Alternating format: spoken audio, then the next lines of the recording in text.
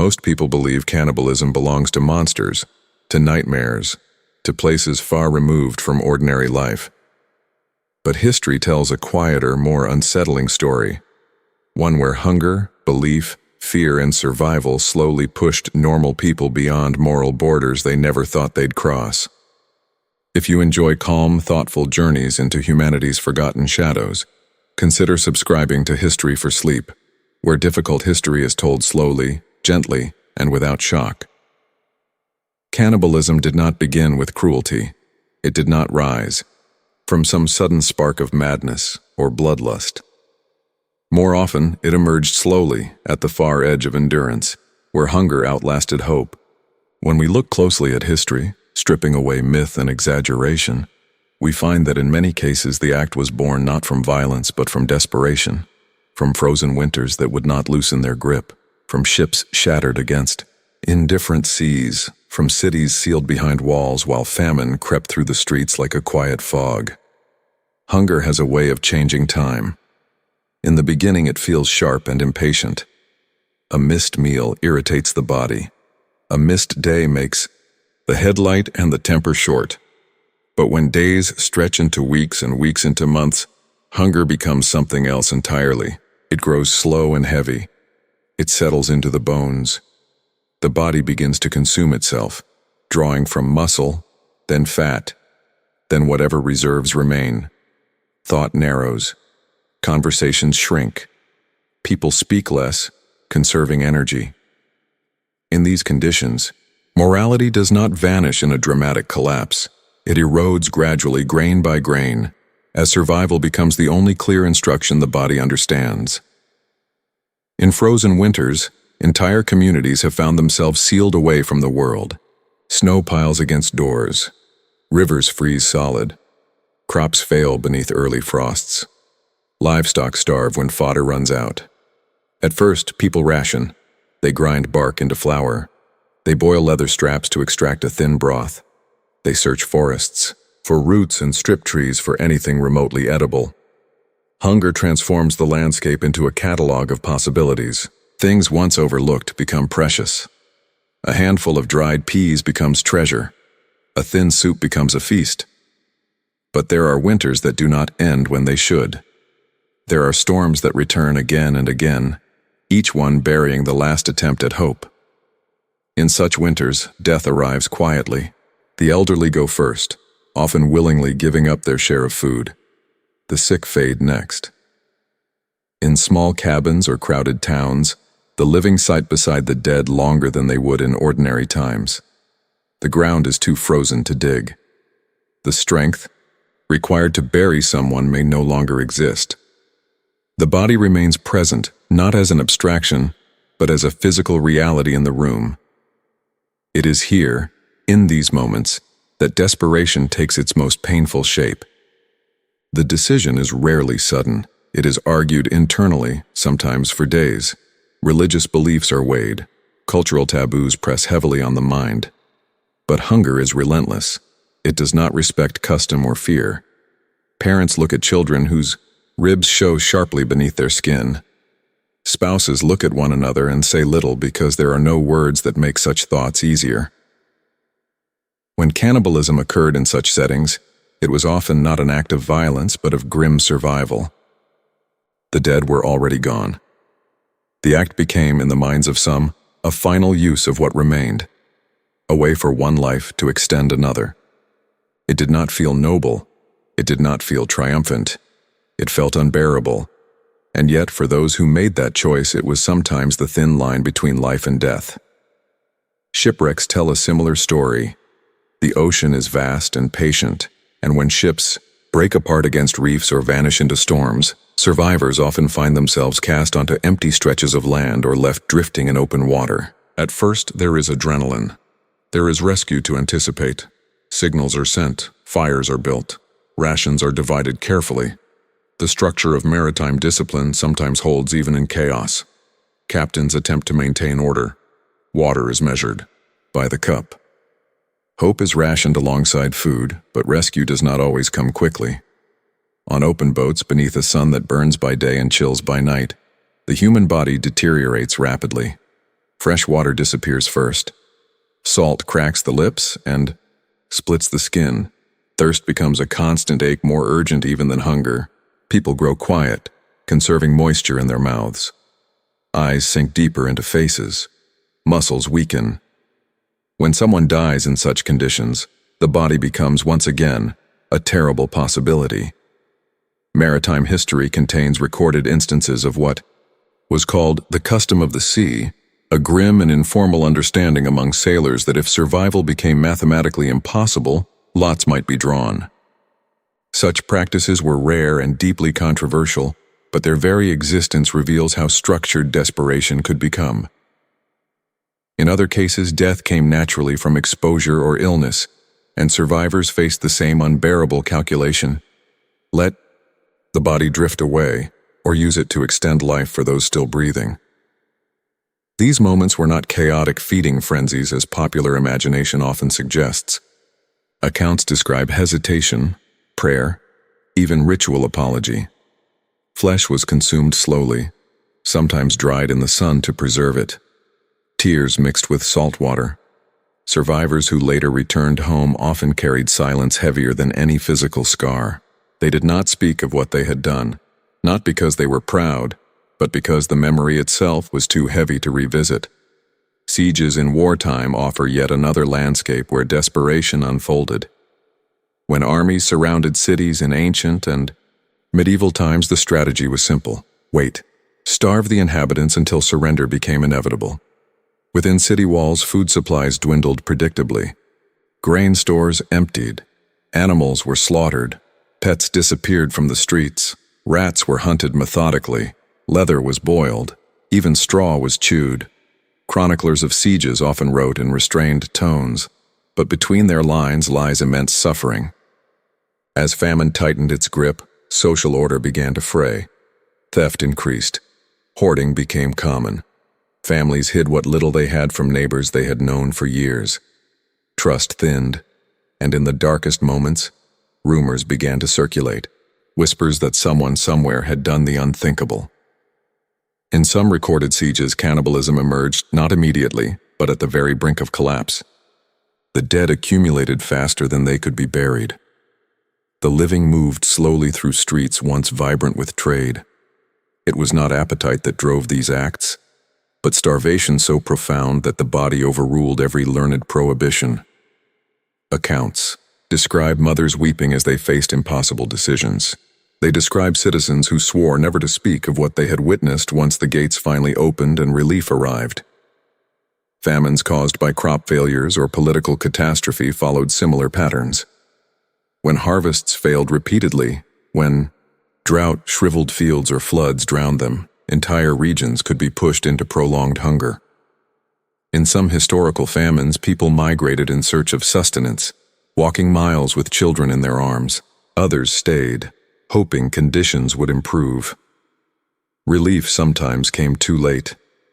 The human body, when deprived of food long enough, begins to hallucinate. The mind wanders. People dream vividly of meals they once took for granted. The smell of cooking from memory becomes almost tangible. In such states, judgment weakens. Desperation ceases to feel like a choice and begins to feel like inevitability. Reports from various famines across history describe isolated incidents where the dead were consumed. These accounts are almost always accompanied by language of horror and sorrow. There is no celebration in them, only exhaustion. It is important to understand that cannibalism in these contexts did not represent the collapse of humanity into savagery. Rather, it revealed something fragile about civilization itself. Our moral systems are strong when supported by stability, by food security, by community, by predictable seasons. But when those supports vanish, morality becomes a struggle between principle and survival. Most people never face that test. Those who did were rarely prepared for it. There is also a profound psychological dimension to such acts. Survivors often carry deep guilt, even when their communities ultimately forgave them. Some frame their actions in spiritual terms, believing that the dead would have wanted the living to endure. Others avoided all mention, constructing silence as a protective wall. In court cases that followed certain maritime incidents, judges and juries grappled with impossible questions. Was survival a justification? Was necessity a defense? The law, like morality, struggled at the edges of starvation. Cultural context shaped responses as well. In some societies, consuming the body of a deceased loved one during extreme hardship was framed as a final act of closeness, a way to ensure that nothing was wasted, that the person's physical presence contributed to the survival of kin. In others, the act remained a deep taboo, even in famine, and those who committed it were ostracized or punished once stability returned. History contains both outcomes, reminding us that desperation interacts differently with belief systems across time and place. What remains consistent across these narratives is the absence of cruelty as the starting point. In cases driven by survival, there was no hunt, no predatory thrill. The dead were often known intimately: family members, shipmates, neighbors. The act was not about domination. It was about continuation, about buying another day, another chance at rescue, another sunrise. Modern readers often encounter these stories through sensational retellings, stripped of their quiet despair and framed as shocking spectacle. But if we slow down and look carefully, the emotional landscape changes. We see not monsters, but people, pressed beyond ordinary limits. We see hunger as an ancient force, indifferent and powerful. We see how thin the line can become between what we believe we would never do and what we might consider if survival demanded it. In examining these histories, it is tempting to reassure ourselves that such conditions belong to the past, that modern infrastructure, global trade, and rapid communication protect us from prolonged famine or isolation. And in many parts of the world they do. Yet natural disasters, wars, and systemic failures still remind us how quickly supply chains can fracture, how swiftly stability can falter. The history of cannibalism born from desperation is not comfortable to study, but it serves as a quiet reminder of human vulnerability. It shows us that beneath culture and law, beneath etiquette and ritual, the body carries its own ancient imperative: survive. When that imperative clashes with deeply held moral codes, the result is rarely clean or heroic. It is messy, sorrowful, and often shrouded in silence. Those who endured such experiences and lived to tell of them rarely did so eagerly. Many accounts were written years later, when the immediate pain had dulled but not disappeared. The tone is often subdued. There are no vivid descriptions of taste or satisfaction. Instead, there is restraint, as if the writer is carefully stepping around a memory too heavy to disturb fully. In this way, the true history of cannibalism in times of frozen winters, shipwrecks, sieges, and famines becomes less about horror and more about endurance. It becomes a study of what happens when every ordinary option has been exhausted, when bark and leather and rats and roots are gone, when the ground is too hard to dig and the sea too wide to cross. It is a history that asks difficult questions without offering easy answers. Would we choose differently? Could we? We like to believe that our values are fixed, that certain lines can never be crossed, and perhaps in our lives, supported by abundance and stability, they never will be. But history whispers a quieter truth. Under enough pressure, humans adapt in ways they once believed impossible. This does not make those acts admirable. It does not erase the grief or the trauma that followed, but it complicates the narrative. Cannibalism in these contexts was not a beginning of cruelty. It was often the final stage of endurance, reached only when every other path had closed. And when rescue finally arrived, when snow melted, when ships appeared on the horizon, when siege walls fell, when rains returned to fields, the living stepped back into society carrying a secret knowledge of how far they had been pushed. Many rebuilt their lives. Some found forgiveness, others faced judgment, all carried memory. In the end, the history of desperation-driven cannibalism reveals something profoundly human. Not a monstrous appetite, but a fragile boundary between principle and survival. It shows us that civilization is a delicate structure resting upon basic needs. Remove those needs long enough and even the strongest taboos begin to tremble. And yet, even in these darkest chapters, there is evidence of tenderness, of shared rations, of prayers whispered before impossible decisions, of tears shed for those whose bodies became sustenance. Desperation did not erase love, it coexisted with it, painfully. To understand this history fully is not to excuse it, nor to sensationalize it. It is to recognize the complexity of human endurance. In frozen winters, on splintered boats, behind starving city walls, and in fields cracked by drought, people face choices most of us will never encounter. Their stories linger not because they are grotesque, but because they reveal how close survival and morality can stand when the world grows silent and food disappears. In that silence, in that narrowing of options, cannibalism did not begin with cruelty. It began with hunger. And hunger, patient and relentless, has shaped more of human history than we often care to admit. In many ancient cultures, consuming parts of the human body was not always viewed through the lens of horror that dominates modern imagination. Instead, in certain times and places, it carried sacred meaning. It existed within carefully structured belief systems guided by ritual, symbolism, and spiritual logic. To understand this history requires setting aside instinctive reactions and stepping quietly into worlds shaped by very different cosmologies. Worlds where the boundary between body and spirit was not as fixed as it is often imagined today.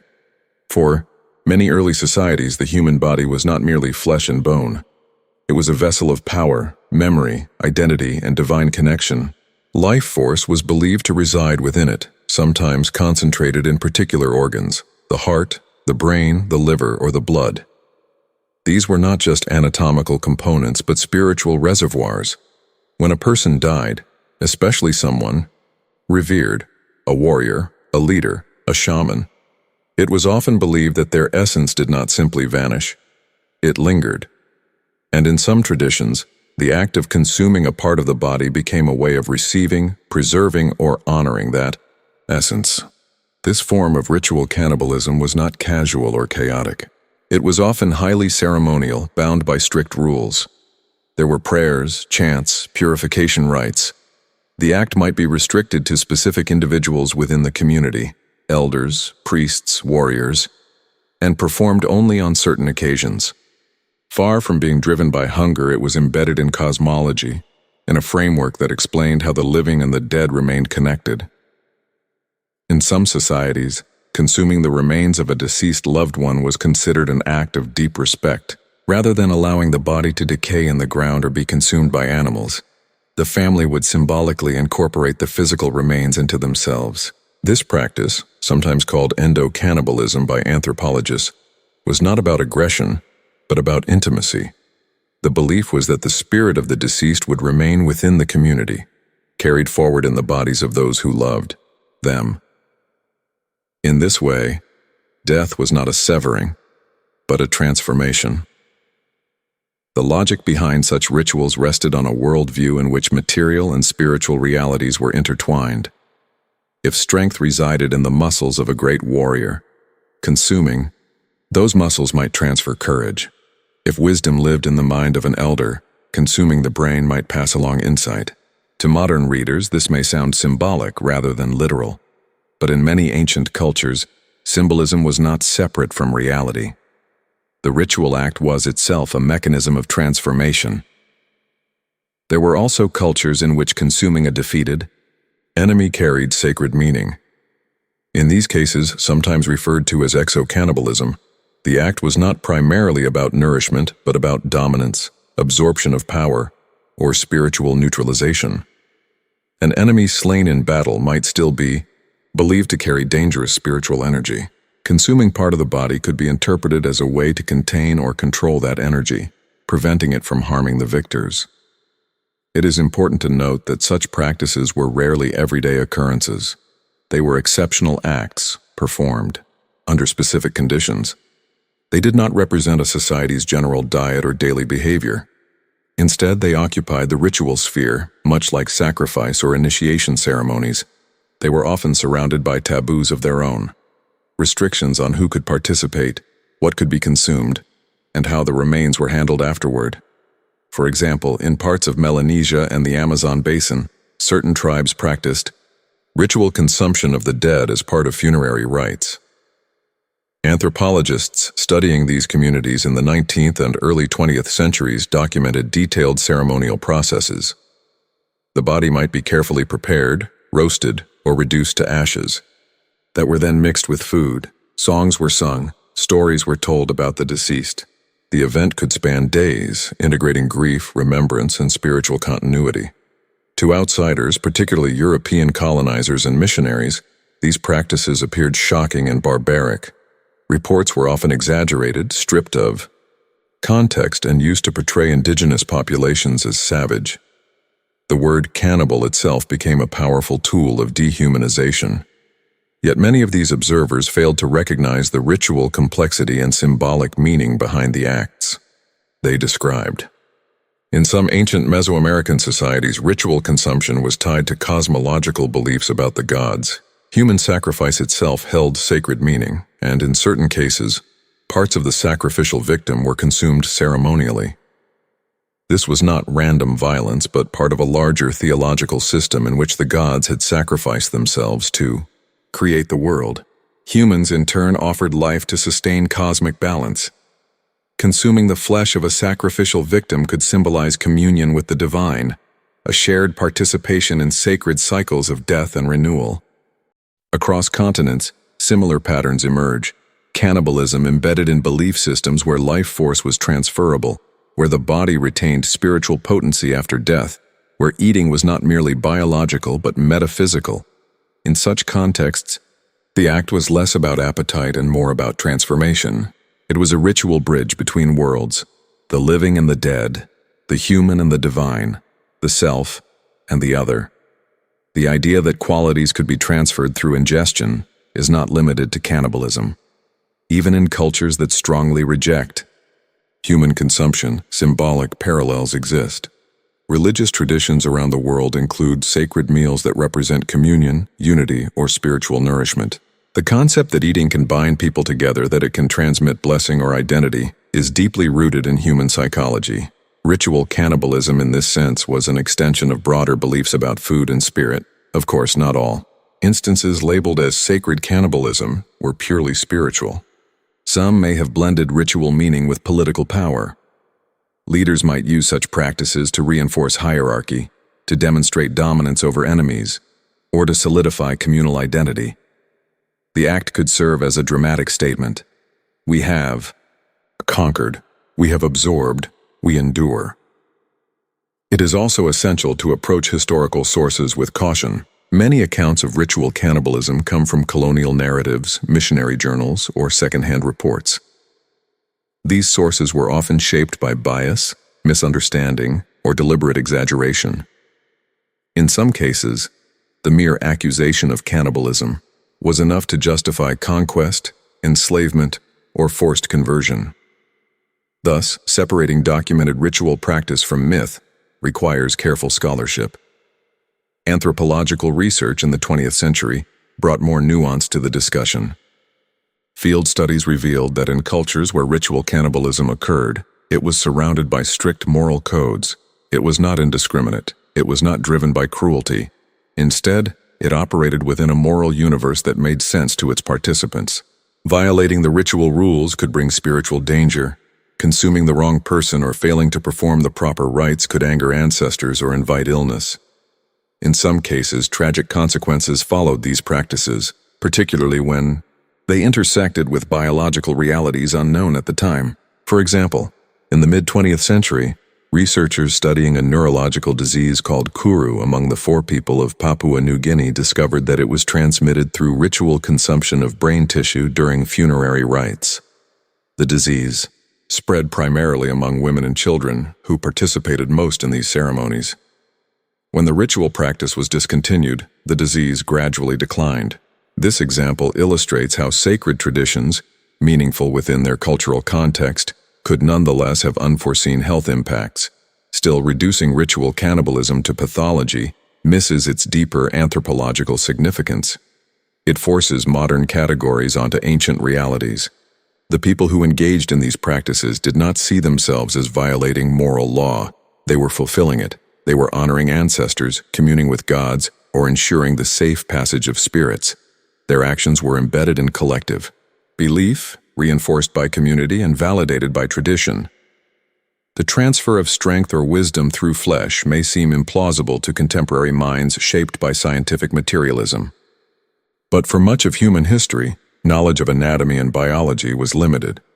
The visible aspects of the body, the beating heart, the flowing blood, the thinking brain, were interpreted as direct containers of personality and power. Without microscopes or neurological theory, the simplest explanation for courage or intelligence was that it physically resided in tissue. To consume that tissue was to claim that quality. Moreover, the ritual setting transformed the act into something distinct from ordinary eating. Sacred spaces, ceremonial garments, invocations, and communal participation elevated the event. The act was not performed in secret shame but in structured reverence. Participants often believed they were engaging in something solemn and necessary, not transgressive. Over time, as religions spread and cultural norms shifted, many societies that once practiced ritual cannibalism abandoned it. New belief systems redefined the body and soul. Burial customs changed, taboos solidified.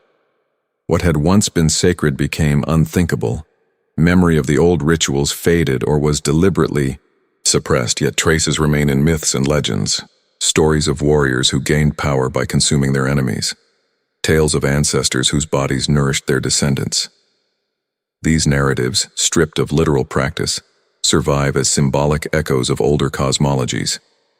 They remind us that human belief has always been imaginative, seeking ways to bridge the visible and invisible worlds. It is tempting to judge the past by present standards, to categorize ancient ritual cannibalism as simply barbaric. But doing so flattens history. It erases the complexity of belief, the sincerity of faith, and the cultural frameworks that gave meaning to actions. Understanding does not require approval. It requires patience.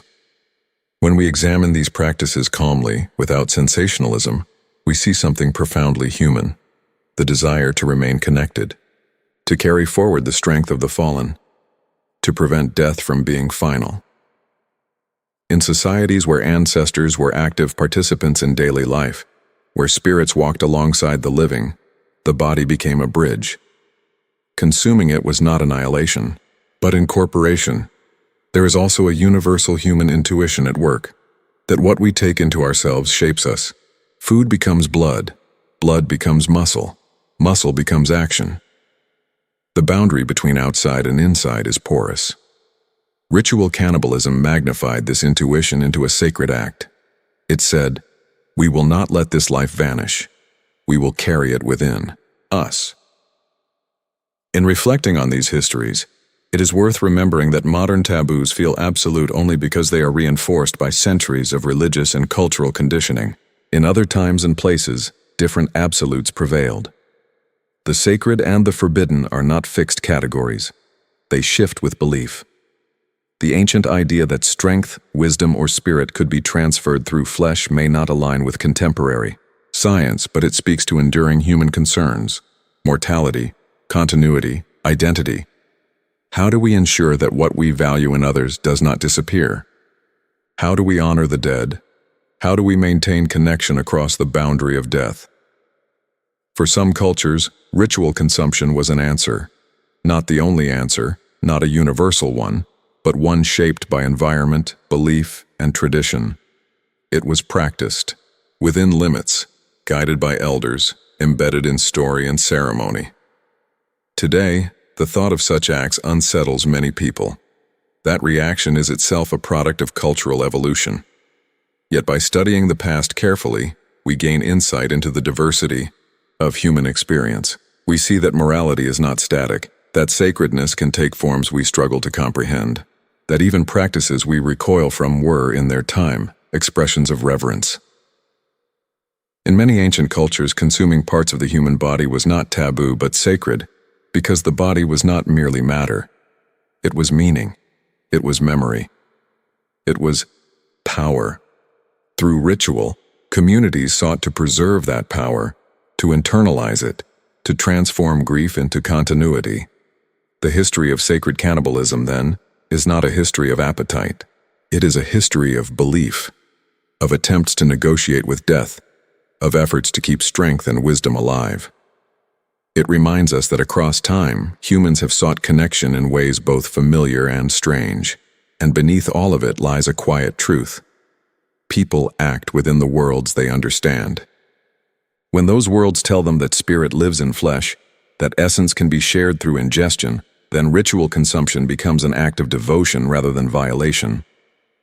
To study these practices calmly is to step outside immediate judgment and into curiosity. It is to recognize that humanity's spiritual imagination has taken many forms. Some of those forms challenge us, but they also expand our understanding of how deeply culture shapes what we call sacred and what we call taboo. Ritual cannibalism was often tightly controlled, symbolic, and rare, worlds apart from the chaotic violence people imagine today. When modern audiences hear the word, the mind tends to leap immediately to scenes of frenzy and brutality, shaped more by horror fiction than historical reality.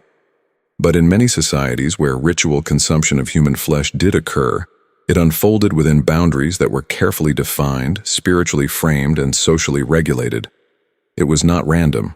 It was not everyday. It was embedded in meaning. To understand this distinction, we must first step away from the assumption that all cannibalism emerges from impulse or savagery. In ritual contexts, the act was frequently governed by rules as strict as any religious ceremony. There were prescriptions about who could participate, when it could occur, whose body could be consumed, which parts were permitted, and how the remains were handled. Violating those rules was not only socially unacceptable but spiritually dangerous. In many cases, ritual cannibalism was tied to specific life events, funerals, victories in battle, initiations, or seasonal ceremonies. It was not a response to hunger. It was a response to cosmology. Communities believed that the human body carried spiritual force, and that force required proper management after death. The act of consuming flesh, therefore, became one ritual option among others, comparable in solemnity to burial or cremation, in different traditions. The idea that ritual cannibalism was common or constant is largely a myth born from exaggeration. Anthropological evidence suggests that in societies where it existed, it was infrequent and restricted. It did not define daily life. It was exceptional, a rare event marked by preparation and reverence. In some cultures, years could pass between ceremonies. Before such a ritual took place, there were often elaborate preparations. The body might be cleansed, anointed, or adorned. Participants might undergo purification rituals themselves, fasting, bathing, or abstaining from certain activities. The ceremony was frequently accompanied by chanting, storytelling, or invocation of ancestral spirits. These details matter because they illustrate intent. The act was framed not as violence but as transformation. In funerary contexts, for example, the consumption of a small portion of a deceased loved one might symbolize unity. It affirmed that death would not dissolve communal bonds. Instead of being left alone in the earth, the departed would be carried forward within the living. This was not indiscriminate eating. It was symbolic incorporation, performed in measured quantities and often combined with other rites. In societies where ritual cannibalism followed warfare, the structure was similarly controlled. Only certain enemies might qualify, typically respected warriors rather than civilians. The act was not about appetite, but about absorbing strength or neutralizing spiritual threat. There were boundaries even within aggression. The community might forbid the consumption of particular organs, or limit participation to adult males, or conduct the ritual only after formal acknowledgement of victory. These constraints challenge the modern imagination. They show that ritual cannibalism operated within moral frameworks. Those frameworks differed from contemporary norms, but they were nonetheless coherent systems. The participants did not view themselves as acting outside morality. They believed they were fulfilling it. Colonial narratives often obscured these distinctions. European explorers and missionaries, encountering unfamiliar customs, sometimes described them with shock or moral outrage. In many cases, they lacked full understanding of the symbolic context. Reports were simplified or sensationalized to emphasize difference. Stories of ritual cannibalism became powerful rhetorical tools used to justify intervention, conversion, or conquest. Yet when anthropologists later examined these cultures more closely, they often found nuance where earlier accounts had painted chaos. Ritual cannibalism, where verified, was embedded in social order. Elders or spiritual leaders oversaw ceremonies. There were taboos surrounding improper conduct. There were myths explaining the origins of the practice, linking it to ancestral, precedent, or divine instruction. Consider the difference between violence driven by impulse and ritual governed by tradition. In chaotic violence, there is unpredictability. In ritual, there is script. Participants know their roles. There is choreography. The act becomes part of a larger narrative about life, death, and continuity. It is no longer isolated, but integrated. Even, the physical act itself was often symbolic rather than substantial. In some cultures, only a small portion of the body was consumed, sometimes mixed with other foods or reduced to ashes and blended into a communal meal. The quantity mattered less than the meaning. The point was not sustenance, but connection. Ritual. Cannibalism also frequently intersected with ideas about purity and pollution. Certain bodies might be considered appropriate for ceremonial consumption, while others were strictly forbidden. For example, in some traditions, only members of the same kin group could participate in funerary consumption. Outsiders were excluded. In others, enemies slain in battle might be consumed only after specific rites ensured that their spirit would not retaliate. This careful management of spiritual danger reveals something essential. Ritual cannibalism was not perceived as casual. It was powerful. It required caution. Participants often believed that mishandling the body or neglecting proper ceremony could invite illness, misfortune, or ancestral displeasure. The very seriousness of these beliefs contradicts the idea of chaotic indulgence. Modern portrayals, influenced by horror films and sensational headlines, tend to strip away this structure. They reduce ritual cannibalism to spectacle. But historical and anthropological research suggests that in most documented cases, it functioned as a tightly contained cultural practice. Its rarity reinforced its significance. The less often it occurred, the more solemn it became. There is also a psychological dimension to ritual structure. Humans across cultures use ritual to manage fear and uncertainty. Death is one of the greatest uncertainties. By creating ceremony around it, whether through burial, cremation, mummification, or ritual consumption, societies assert control over what feels uncontrollable. Ritual cannibalism, in this sense, was one method among many for transforming chaos into order. In communities where ancestors were believed to remain active in daily life, funerary consumption could serve as a bridge.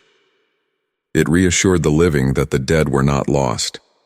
The act was framed not as destruction, but as incorporation. Such symbolism is not entirely alien to modern practice. Many cultures today use language of carrying someone within us, or becoming part of us metaphorically. Ritual cannibalism rendered that metaphor literal. The rarity of the practice is also important when considering its impact. Because it was exceptional, it marked significant transitions: the death of a leader, the conclusion of a major battle, the initiation of new members into adulthood. Its infrequency heightened its gravity. People remembered it. It became part of communal memory. In some societies, participation in ritual cannibalism was itself a rite of passage. Young men might be initiated into warrior status through ceremonial consumption of a fallen enemy. The act signified transformation. It said, "You are no longer merely an individual. You are part of the lineage of those who have defended this community." This structured symbolism contrasts sharply with the image of uncontrolled violence. The latter suggests impulsivity. The former reveals intentionality. Ritual cannibalism required consensus within the community.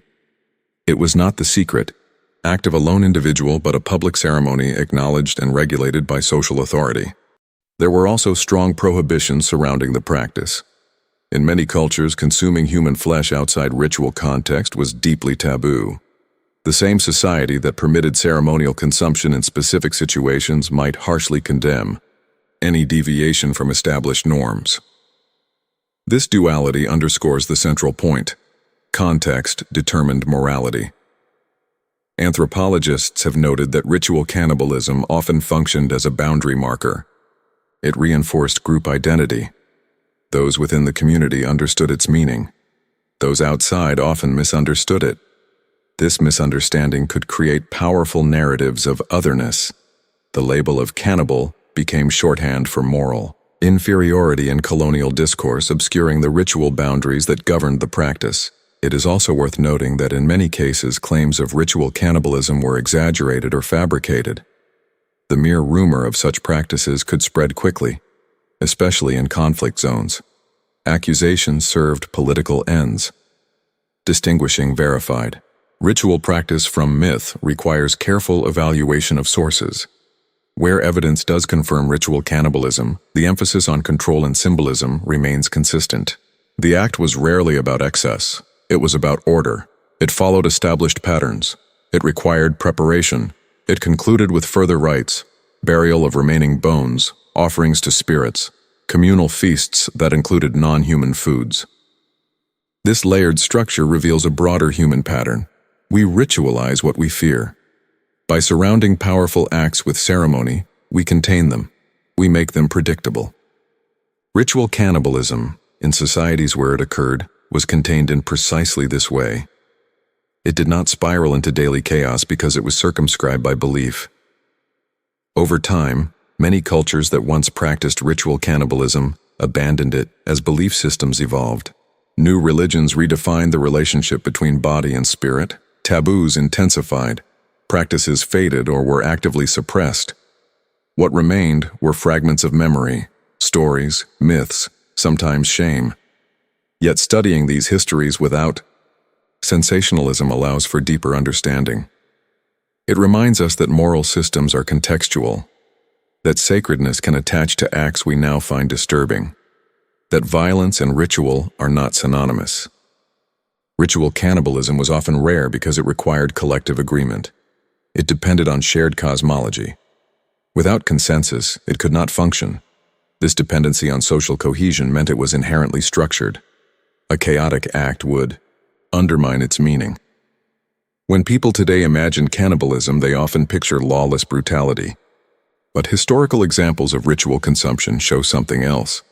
A practice woven into ceremonial life, governed by elders, infused with symbolism, and constrained by taboo.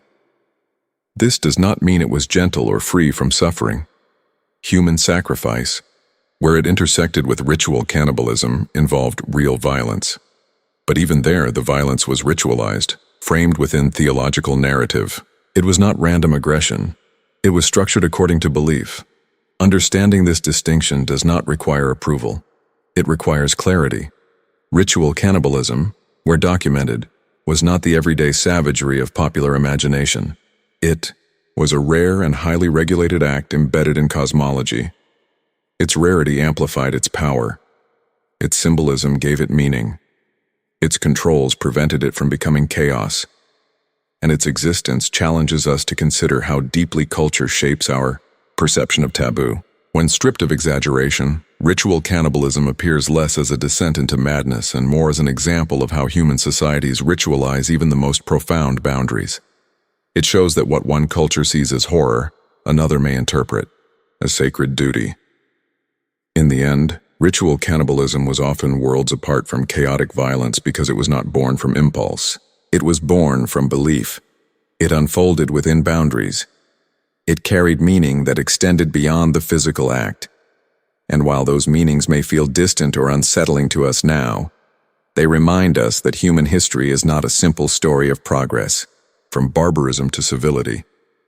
It is a tapestry of diverse moral universes, each internally coherent, each shaped by its own understanding of life, death, and the unseen forces believed to bind them together. During times of extreme starvation, the human mind does not shatter all at once. It bends. It adjusts in increments so small they are almost invisible at first. What was once unthinkable does not suddenly become acceptable in a flash of madness. Instead, it drifts closer to possibility through a slow, exhausting negotiation between belief and biology. Hunger is not only a physical sensation, it is a psychological force. It presses inward, day after day, until the structure of morality begins to feel less solid than it once did. In ordinary life, moral rules feel stable. They are reinforced by culture, religion, law, and daily habit. They are supported by abundance, by full markets, stocked kitchens, predictable harvests. We move through life assuming that certain lines will never need to be questioned. We do not imagine ourselves standing at their edge. But extreme starvation dismantles the scaffolding that keeps those lines firm. It narrows the field of thought, until survival dominates every calculation. The early stages of hunger are uncomfortable but manageable. A person grows irritable, concentration weakens, sleep becomes restless. Food occupies more mental space than usual. Recipes, memories of meals, the smell of cooking, these details sharpen in awareness. Yet even then, moral frameworks remain intact. A hungry person may fantasize about eating, but they do not fantasize about violating deeply held taboos. There is still distance between discomfort and desperation. As starvation deepens, that distance shrinks. The body begins to consume its own reserves. Muscles thin. Fat disappears. The face changes shape. The brain, deprived of consistent glucose, struggles to function at full clarity. Studies of famine survivors have documented obsessive thinking about food. Individuals begin to dream of it vividly. They may collect recipes compulsively or talk about meals endlessly. Hunger becomes not just a sensation, but a preoccupation. At this stage, morality has not vanished, but it competes with a biological imperative that grows louder each day. The mind begins to simplify. Complex ethical reasoning becomes harder to sustain when energy is scarce. Choices that once seemed clear begin to blur at the edges. A person might justify taking an extra portion from a communal pot. They might rationalize hoarding a small stash of grain. These are small shifts, but they signal something important. Survival is beginning to override social fairness. In prolonged starvation, time itself changes character. Days lose structure. Energy is rationed for the simplest tasks. Conversations dwindle because speaking requires effort. Social bonds, once reinforced by shared meals and routines, weaken under strain. People who once trusted one another may grow suspicious. Food scarcity creates competition, and competition alters perception. Neighbors become rivals. Even family members may experience tension. It is within this narrowing world that the unthinkable begins to move from impossibility to abstraction. The mind does not leap immediately to extreme acts. Instead, it approaches them through a series of internal dialogues. What if this continues? What if there is no rescue? What if the choice is between one life and another? These questions may begin as fleeting thoughts, quickly dismissed. But as hunger persists, they return with greater weight. Psychologists who study survival situations note that moral reasoning under extreme stress becomes pragmatic. The brain prioritizes outcomes over ideals. It asks not what is right in principle, but what ensures continuation. In ordinary conditions, such reasoning is constrained by social context. In isolation or catastrophe, those constraints loosen. When institutions collapse, when law enforcement, religious authority, and community oversight disappear, morality becomes intensely personal. Historical accounts from famines and sieges reveal how slowly this transformation can occur. At first, people exhaust every alternative. They eat animals they would normally avoid. They boil leather, chew grass, grind bark into flour. They stretch meals into thin soups. They pray for relief. Only when all substitutes are gone does the final boundary begin to shimmer into view. The thought itself can be terrifying. To consider consuming human flesh often triggers deep revulsion, shaped by cultural conditioning and evolutionary instinct. But starvation dulls revulsion. It narrows attention to calories, to energy, to the raw arithmetic of survival. The body demands fuel with increasing urgency. Headaches pulse. Vision blurs. Standing becomes difficult. In such states, the mind may reinterpret what it once labeled forbidden as a resource. Importantly, this shift is rarely accompanied by cruelty. It is not about desire. It is about calculation. If someone has already died, from illness, from exposure, from violence, the body remains. In extreme cases, survivors begin to weigh unbearable questions. Is it worse to let that body decay unused, or to use it to sustain life? These are not questions asked lightly. They emerge after weeks or months of deprivation. Survivor testimonies often describe this internal negotiation in painful detail. There is shame in even considering it. There is fear of judgment, from others, from oneself, from God. Yet hunger does not respect shame. It continues, steady and relentless. The fall. Calculation becomes quieter, more focused. It is no longer a wild thought. It becomes a possibility discussed in whispers. Starvation also alters emotional response. Apathy can set in. The body conserves energy by dampening feeling. Grief may feel distant. Horror may feel muted. This emotional blunting can make extreme decisions feel less overwhelming in the moment than they might otherwise. Later, when nourishment returns and clarity sharpens, the emotional weight often floods back with devastating force. Cognitive studies of famine survivors show that prolonged malnutrition affects executive function, the part of the brain responsible for impulse control and complex reasoning. This does not mean people lose all moral capacity, but it does mean that the mental energy required to uphold abstract principles becomes harder to sustain. The brain shifts into survival mode. Immediate needs eclipse long-term ideals. In such conditions, group dynamics also change. If several people are starving together, decisions may be made collectively. Responsibility is shared. The act becomes less about individual transgression and more about communal endurance. Drawing lots, for example, has appeared in some maritime survival stories. The randomness of selection distributes guilt across fate rather than choice. It reframes the act as tragic necessity rather than predation. There are also cases where individuals refuse, even at the brink of death. This variation reveals that moral transformation under starvation is not automatic or universal.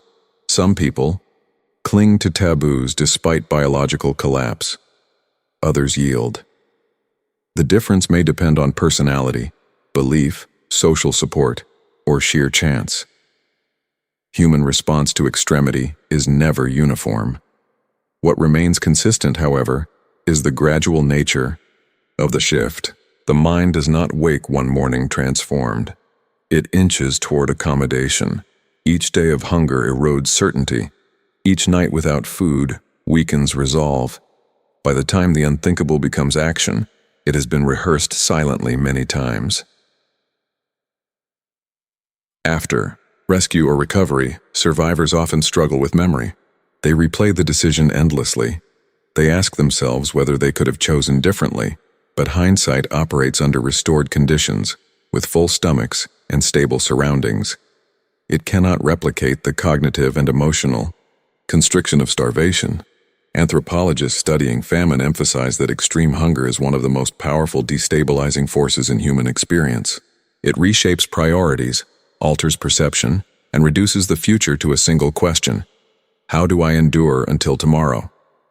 Under that question, moral codes that once felt immovable may begin to feel negotiable. This does not mean morality disappears. It means it competes with survival at an intensity few people ever encounter. The tension between principle and preservation becomes acute. Every option feels wrong. Every path carries cost. The choice to act may save one life and scar another. Historical sieges provide sobering illustrations. As food stores dwindled, citizens reported seeing neighbors with new suspicion. Rumors spread of missing children or desecrated graves. These rumors were often exaggerated, fueled by fear. But in documented cases where cannibalism occurred, it emerged only after complete resource collapse. Even then, It was not celebrated. It was hidden, whispered, condemned, yet done. The phrase quiet calculation of survival captures something essential. The calculation is quiet because it is internal. It unfolds in private thought long before it manifests outwardly. It is a weighing of values against necessity. It is arithmetic performed in the language of calories and days. Modern disaster psychology echoes these historical insights. In survival training scenarios, instructors note how quickly priorities shift when food and water are removed. Participants, who once spoke confidently about moral absolutes, begin to express uncertainty after prolonged deprivation. The body's demands become louder than abstract conviction. Yet there is also resilience. Even in starvation, many people continue to share what little they have. They sacrifice for children. They refuse to abandon the weak. Moral reshaping is not synonymous with moral collapse. It is adaptive, shaped by context. Sometimes it bends toward compassion, other times toward grim necessity. The human mind is remarkably plastic under pressure. It can justify actions once condemned. It can reinterpret taboos as temporary suspensions, rather than permanent violations. It can construct narratives of necessity that allow survival without immediate psychological breakdown, but the cost often arrives later. Survivors frequently report deep trauma. Guilt lingers long after hunger ends. Dreams replay decisions. Silence becomes a coping mechanism. The quiet calculation that once preserved life becomes a memory difficult to integrate into identity. Examining these stories, it is important not to sensationalize them. They are not tales of savagery. They are studies in extremity. They reveal what happens when biological need overwhelms social structure. They show that morality, while deeply ingrained, is not immune to erosion under sufficient strain. This understanding does not excuse harm. It contextualizes it. It reminds us that ethical certainty is often supported by stability. Remove stability, and certainty wavers. The human mind, in its drive to survive, will search for any path that leads forward, even if that path crosses lines once thought inviolable. During times of extreme starvation, the reshaping of moral rules is less a dramatic collapse than a slow recalibration. What once seemed impossible becomes conceivable. What seemed monstrous becomes tragic necessity. The shift is incremental, driven not by cruelty but by exhaustion. And perhaps the most unsettling realization is this: many of us cannot know with certainty how we would respond under such pressure. We like to imagine that our values are unbreakable, but history suggests that values are strongest when supported by nourishment, safety, and community. Hunger strips those supports away. It leaves the mind alone with the body's demand. In that stripped-down state, survival becomes the central argument. Everything else, pride, taboo, ideology, fades into the background. The quiet calculation of survival is not heroic, it is not dramatic, it is weary. It is the sound of a mind narrowing, its focus to one question: live or perish. And in answering that question, it may step across boundaries it once guarded fiercely. When food returns, when safety is restored, those boundaries reassemble. But the memory of crossing them remains. It lingers as a reminder of how fragile moral certainty can be when tested by the oldest force in human history: hunger. Historical records show that cannibalism often happened in silence, not frenzy. The popular imagination tends to picture chaos, wild eyes, violent impulse, a collapse into savagery. But when we examine diaries, court transcripts, survivor testimonies, and careful historical accounts, a different atmosphere emerges. The moments were often quiet. The decisions were not shouted but whispered. They unfolded slowly, shaped by exhaustion, shame, and long pauses in which no one quite knew what to say. Silence in these accounts is not emptiness. It is weight. It hangs in small rooms during winters that will not end. It stretches across lifeboats drifting on open water. It lingers in besieged cities where hunger has thinned both bodies and conversation. In these settings, people did not leap toward violence. They arrived at unbearable decisions step by step, often after every other possibility had failed. There is something deeply human in that hesitation. Even when starvation pressed hardest, many accounts describe long resistance.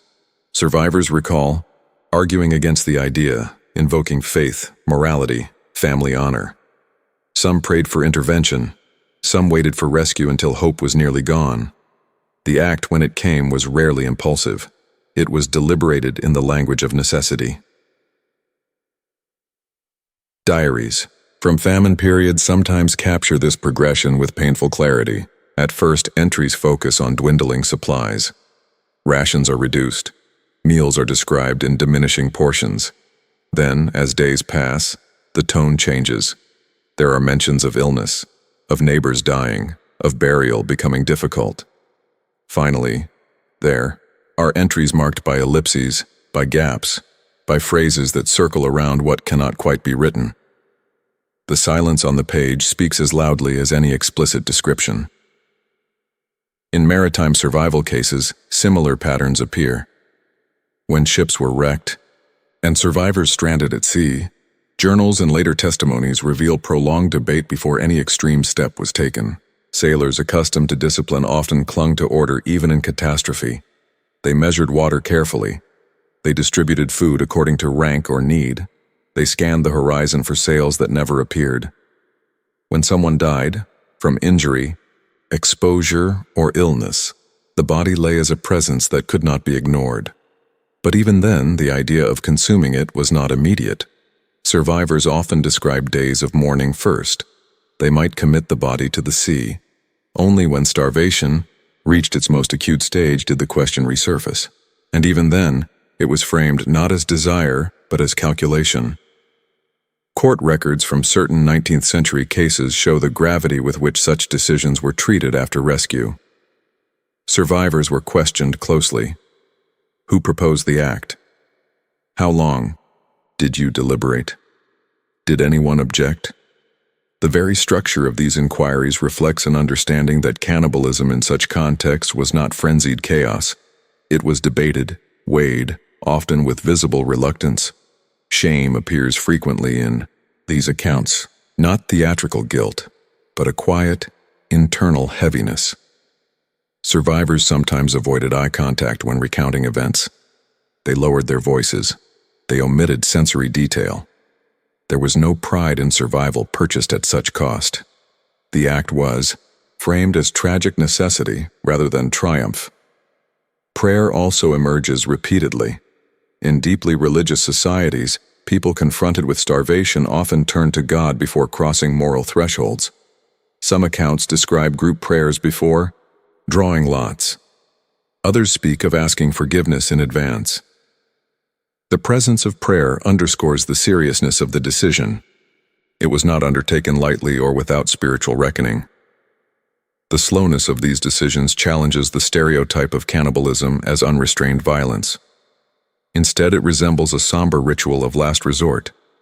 Even in cases without formal ceremony, there was structure, discussion, agreement, sometimes rules about which parts could be consumed or how remains would be handled afterward.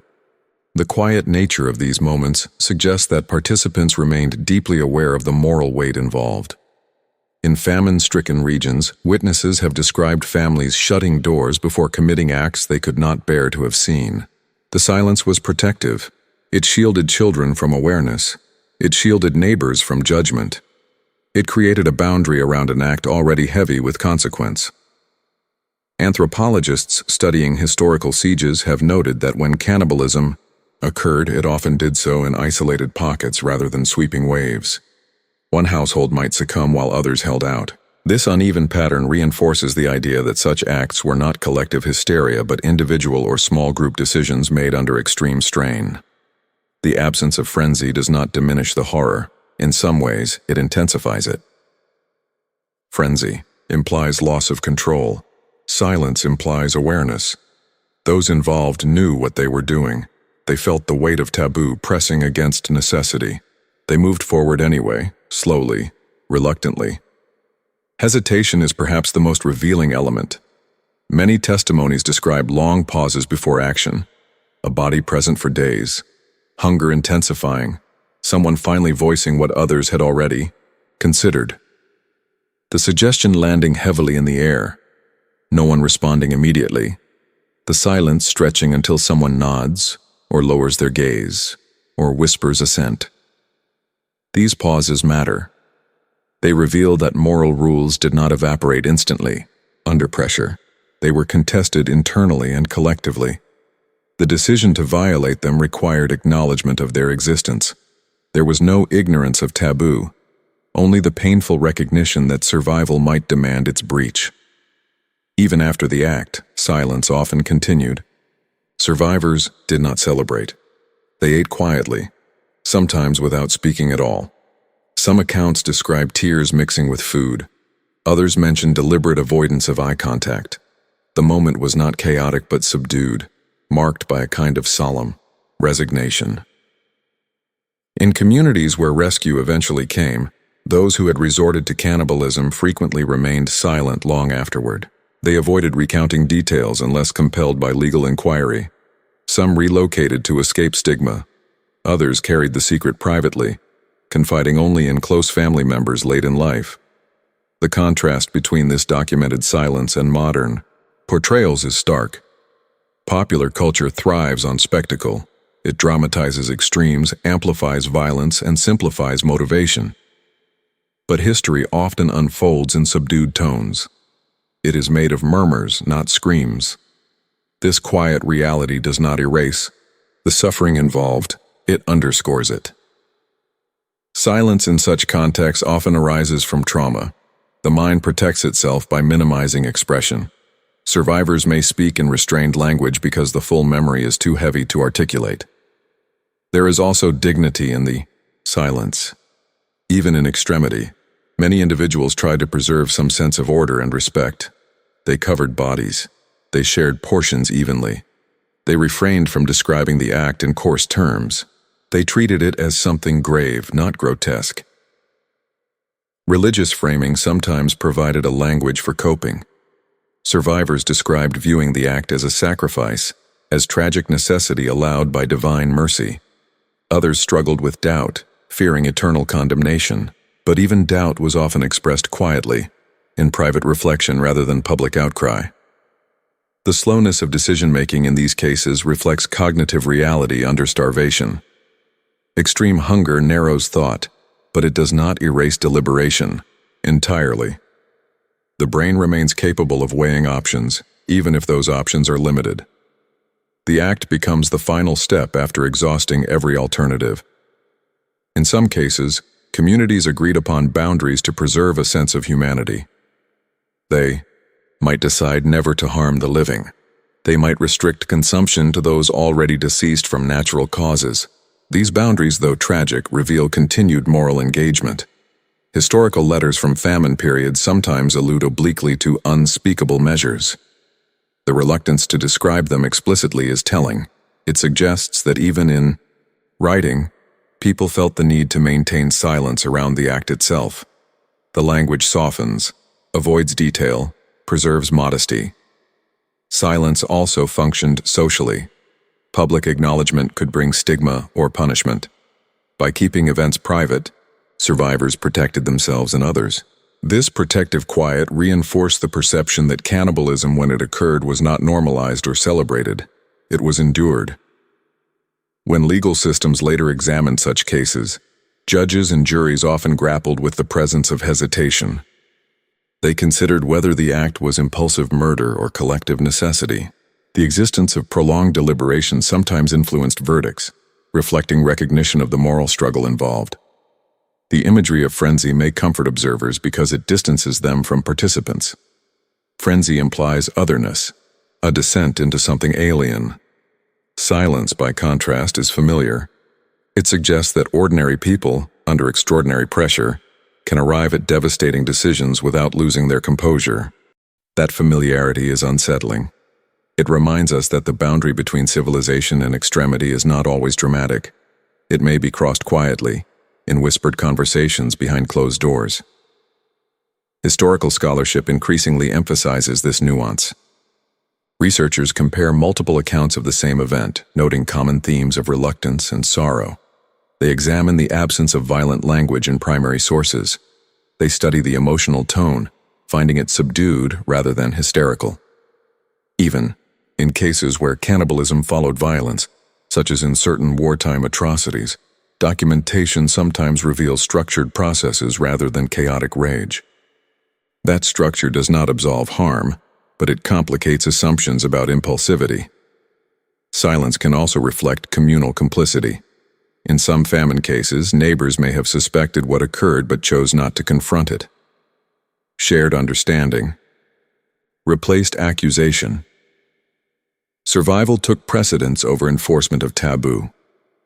After recovery, many survivors integrated the event into their lives through silence. They focused on rebuilding, on raising families, on returning to routine. The past remained present but unspoken. The pattern repeats across centuries and continents. Hesitation, prayer, quiet agreement, subdued action, prolonged silence afterward. This pattern stands in contrast to mythic depictions of cannibalism as frenzied brutality. Recognizing this distinction does not sanitize the act, it humanizes it. It shows that even in extremity, people often retain awareness of moral transgression. They proceed not with excitement, but with gravity. Historical records, when read attentively, invite empathy without endorsement. They ask us to imagine not the spectacle but the silence, the cold room, the empty pot, the weak voice proposing what no one wants to hear. In that silence, decisions were made slowly. Shame lingered. Prayer was whispered. Hesitation stretched time. And when the line was finally crossed, it was crossed with lowered eyes, not raised fists. This quiet reality challenges the imagination shaped by horror narratives. It suggests that in the darkest chapters of survival, humanity does not always dissolve into frenzy. Sometimes it persists, fragile and conflicted, even as it makes choices that haunt it forever. Historical cannibalism, in many documented cases, was not an eruption of chaos. It was the final sorrowful measure taken after long resistance. It unfolded in muted tones, in dim light, in spaces heavy with unspoken grief. And perhaps it is precisely that silence, not noise, that makes these stories endure. Colonial explorers exaggerated stories of cannibal tribes, turning complex, cultural practices into horror myths used to justify conquest. In the age of exploration, when European ships crossed unfamiliar oceans and encountered societies vastly different from their own, the label of cannibal became more than a description. It became a weapon. It condensed fear, moral judgment, and political ambition into a single word powerful enough to reshape entire continents. From the earliest voyages of the late 15th century, European explorers carried with them expectations, shaped by medieval legends. Stories of monstrous races, men with dog heads, people who lived without laws, tribes who devoured one another, had circulated in Europe for centuries. These tales were not based on direct observation, but on hearsay and imagination. When explorers reached the Caribbean, the Americas, Africa, and the Pacific, they interpreted unfamiliar customs through these pre-existing myths. One of the earliest examples can be traced to the voyages of Christopher Columbus. In his letters to the Spanish crown, Columbus described certain indigenous groups as Caribs and suggested that they were fierce and possibly cannibalistic. The term cannibal itself is believed to have evolved from canniba, a word Columbus used, likely misunderstanding local language. What began as linguistic confusion hardened into accusation. These accusations carried enormous consequences. In Spanish colonial policy, indigenous people who were considered peaceful could be enslaved only under certain restrictions. But those labeled as cannibals, and therefore as savage or inhuman, could be enslaved outright. The designation transformed moral status. It turned people from potential subjects into legitimate targets.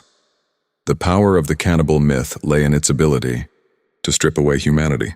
To accuse a society of cannibalism was to portray it as outside civilization, outside morality, outside the boundaries of what Europeans considered human order. Once that line was drawn, conquest could be framed not as invasion but as rescue. Violence could be recast as moral correction. In many cases, explorers misunderstood ritual practices.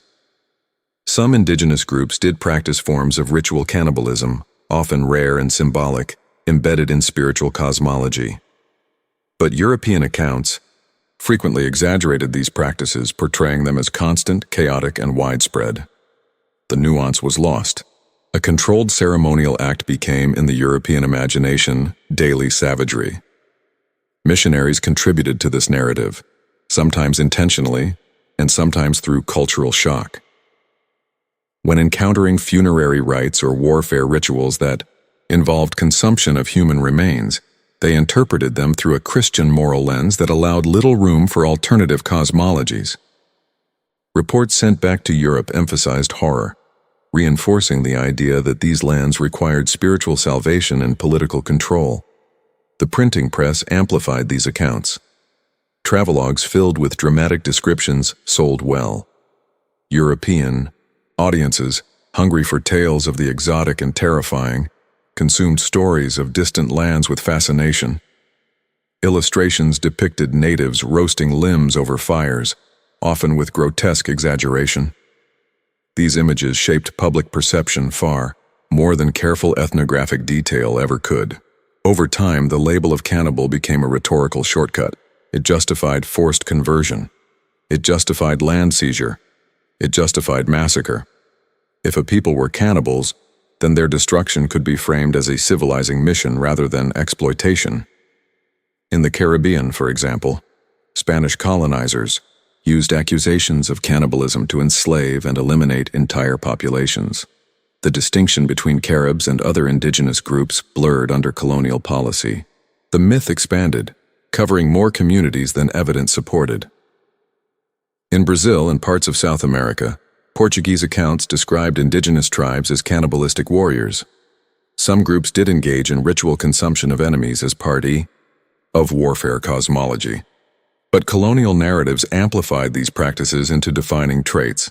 Complex societies with trade networks, political systems, and spiritual traditions were reduced to a single horrifying stereotype. In North America, similar dynamics unfolded. Early English colonists sometimes accused Native American tribes of cannibalism during conflicts, even when evidence was weak or non-existent. These accusations inflamed tensions and provided moral justification for harsh retaliation. The cannibal myth also shaped European encounters in Africa. Travelers' reports often conflated unfamiliar dietary practices with human consumption. Rumors spread quickly. Once recorded in print, they became accepted fact in Europe, even if later contradicted by more careful observers.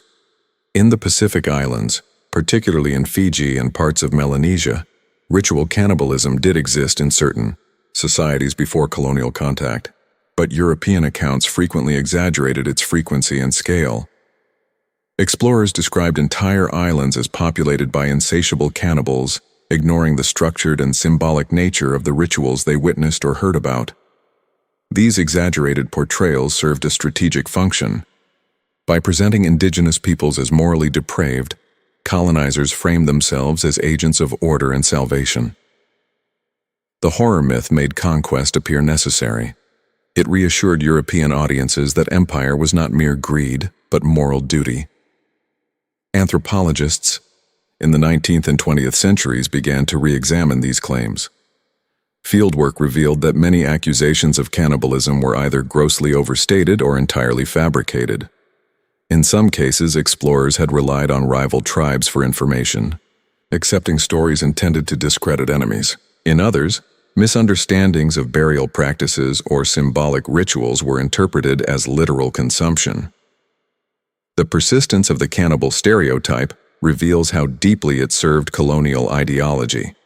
It simplified the moral landscape. Instead of confronting the complexity of unfamiliar cultures, Europeans could categorize them as savage and proceed with domination. Language played a crucial role. To call someone a cannibal was to place them beyond empathy. It allowed violence to be inflicted without moral hesitation. The same mechanism appears throughout history. Dehumanization, precedes exploitation. Even when ritual cannibalism was genuinely practiced, its context was often ignored. European observers rarely attempted to understand the spiritual logic behind such rituals. They focused instead on shock value. The symbolic meaning, ancestor reverence, absorption of strength, communal bonding here was overshadowed by visceral detail. Over time, the horror myth entered literature and popular imagination. Adventure novels, colonial propaganda, and later films reinforced the image of the cannibal tribe lurking at the edges of civilization. This image persisted long after the colonial era formally ended. The myth also influenced scientific discourse. Early anthropologists sometimes approached indigenous cultures with the assumption that cannibalism was widespread. Confirmation bias shaped research. Evidence supporting the stereotype was emphasized while contradictory data was downplayed. In some cases, colonial authorities even staged displays to reinforce the myth. Human remains were collected and exhibited in Europe as proof of savagery. These exhibitions ignored the colonial violence that often preceded them. The cannibal accusation became a mirror reflecting European fears and ambitions rather than indigenous reality. It projected anxiety about the unknown onto those encountered. It framed difference as danger. Modern scholarship has worked to dismantle these narratives. Researchers now analyze primary sources critically, comparing explorer accounts with archaeological evidence and indigenous oral histories. In many cases, they find that cannibalism, if practiced at all, was far rarer and more regulated than colonial reports suggested. The myth's endurance highlights the power of storytelling. Once a people are labeled in a certain way, the label shapes policy and perception for generations. The cannibal trope justified slavery in the Caribbean. It rationalized massacres in South America. It underpinned missionary campaigns across the Pacific. This pattern reflects a broader dynamic in colonial history. Empires often defined subject populations as morally deficient to legitimize control. Cannibalism, as one of the most taboo behaviors in European thought, served as an ideal marker of deficiency. It is also important to acknowledge that not all colonial observers fabricated claims. Some reported what they genuinely believed they saw. But belief shaped by prejudice can still distort reality. Cultural misunderstanding amplified difference into monstrosity. The tragedy is that complex societies were reduced to caricature. Agricultural systems, artistic traditions, social hierarchies, and spiritual philosophies were overshadowed by a single sensational label. Even today, remnants of these myths linger in popular culture. Adventure stories still invoke the trope of the cannibal island. Such imagery rarely acknowledges the colonial history that created and propagated it. Re-examining these narratives requires confronting uncomfortable truths about empire. It requires recognizing how moral outrage was weaponized. It demands empathy for communities whose identities were distorted for political gain. Colonial exaggeration of cannibalism was not merely a misunderstanding. It was often a deliberate rhetorical strategy. It framed conquest as benevolent intervention. It transformed greed into righteousness. The irony is that European societies themselves were not strangers to violence or atrocity. Yet by projecting barbarism outward, they preserved a self-image of civility. Understanding this history does not deny that ritual cannibalism existed in certain cultures. It insists on context. It separates symbolic practice from sensational myth. It distinguishes rare ritual from imagined frenzy.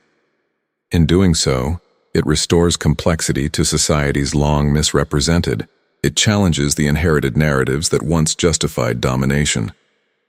Colonial explorers did more than describe the world they encountered. They shaped it through language. By exaggerating stories of cannibal tribes, they constructed horror, myths that traveled farther than their ships. Those myths became tools that opened the door to conquest, slavery, and cultural erasure. Today, careful scholarship peels back those layers of exaggeration. It listens to indigenous voices. It reconsiders archaeological evidence. It reads colonial texts with skepticism rather than acceptance. What emerges is not a simple reversal, not the claim that cannibalism never occurred, but a recognition that its portrayal was often distorted beyond proportion. The cannibal myth tells us as much about European fear and ambition as it does about the societies it targeted. It reveals how easily moral panic can be harnessed to political ends. By revisiting these narratives with patience and critical thought, we move closer to historical truth. We see how complex cultural practices were flattened into horror stories. We understand how those stories justified conquest. And perhaps most importantly, we recognize the enduring lesson. When a group is labeled as monstrous, that label rarely remains harmless. It shapes action. It authorizes violence. Colonial exaggerations of cannibal tribes were not innocent misunderstandings. They were part of a larger machinery of empire, a machinery powered not only by ships and weapons but by stories. Even in Europe and America, cannibalism appeared during crises, not as a cultural norm, not as ritual, but as a last and desperate response to catastrophe. It surfaced in moments when systems failed, when nature overwhelmed preparation, when isolation turned deadly. These were not distant jungles or imagined savage lands. These were ships flying European flags, wagons crossing American plains, Arctic expeditions backed by governments and celebrated in newspapers. And in those frozen, storm-broken, or snow-buried moments, the illusion that cannibalism belonged only to other cultures quietly collapsed. The sea has always been one of the great equalizers. It does not care for nationality, faith, or civilization. When wooden ships splintered against reefs or vanished into storms, survivors sometimes found themselves adrift in lifeboats scarcely larger than coffins. The early days were often filled with discipline and hope. Water was rationed carefully. Biscuits were counted and divided. Men scanned the horizon for rescue sails. They told one another that help would come. But the ocean is vast, and hope can evaporate more quickly than fresh water. As days stretched into weeks, rations disappeared. Lips cracked under the sun. Muscles weakened. Salt sores opened on skin. The body, deprived of sustenance, began to feed on itself. Hunger sharpened thought. At first, then dulled it. Conversation faded into silence. When someone died, and in such conditions someone usually did, the survivors faced a terrible presence in the boat. The body lay wrapped in canvas or clothing, heavy with meaning. In many maritime accounts, from the 18th and 19th centuries, cannibalism did not erupt immediately. It was debated, resisted, prayed over. Sailors often held strong religious beliefs. The taboo was immense. Yet historical records from shipwrecks reveal that when starvation reached its breaking point, the dead were sometimes consumed, not with frenzy, but with solemn calculation. Flesh was cut carefully. Portions were distributed evenly. Some survivors later testified that they turned their faces away while eating. Others wept openly. There was no celebration in survival purchased. At such cost, only endurance. One of the most infamous cases in American maritime history involved the whaling ship Essex in 1820. After being rammed by a whale in the Pacific, the crew took to small boats and drifted for months. Starvation became unbearable. The men eventually resorted to consuming those who had died. When even that failed to sustain them, lots were drawn in a grim echo of older maritime customs. The horror of the event shocked the public back home, but it also forced Americans to confront an uncomfortable truth. In extremity, even disciplined, sailors from civilized nations could cross that boundary. The Arctic brought similar tragedies. European expeditions seeking the Northwest Passage in the 19th century were celebrated as triumphs of exploration and imperial ambition. Ships were provisioned for years. Officers were educated and confident. Yet the Arctic ice proved merciless. When ships became trapped and food stores dwindled, survival turned desperate. The Franklin expedition, which vanished in the 1840s, left behind haunting archaeological evidence.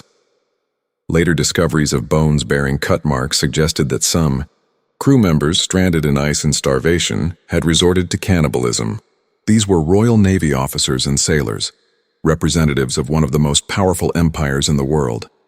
Their plight stripped away the illusion that moral codes were immune to hunger. On land, the American frontier offered its own brutal lessons. Wagon trains heading west in the 19th century often traveled through territories where winter could arrive suddenly and mercilessly. Supplies were calculated carefully, but storms and misjudgments could trap families in mountain passes. Snow blocked roads, livestock perished, hunting failed. The most well-known of these tragedies was the Donner Party in the winter of 1846-47. Dozens of settlers, trapped in the Sierra Nevada by early snow, endured months of starvation. Diaries and survivor testimonies reveal the slow collapse of hope. First, oxen were slaughtered. Then hides were boiled for broth. Finally, when members of the group began to die from exposure and hunger, some survivors consumed the dead. The Donner Party became a symbol in American memory, often simplified into sensational horror. But careful reading of primary accounts shows the same pattern seen at sea: hesitation, shame, prayer. Families tried to shield children from knowledge. Some refused to participate and died. Others succumbed to the relentless arithmetic of survival. Even earlier in American colonial history, during the starving time at Jamestown in the winter of 1609-1610, settlers faced catastrophic food shortages. Archaeological evidence discovered centuries later confirmed what some written accounts hinted at. Cannibalism had occurred within the colony. Jamestown, often celebrated as the birthplace of English America, was not immune to desperation. The same settlers who sought to build a new civilization found themselves reduced to boiling shoe leather and eventually consuming human remains. Europe, too, was not untouched. Medieval sieges sometimes produced whispered accounts of cannibalism within city walls as food stores ran dry. Chronicles from periods of severe famine mention acts too shameful to describe openly. The language is often indirect, references to unspeakable measures or acts of despair.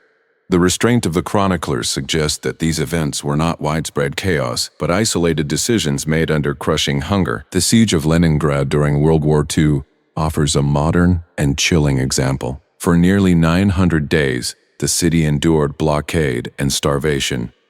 Food rations fell to starvation levels. Tens of thousands died.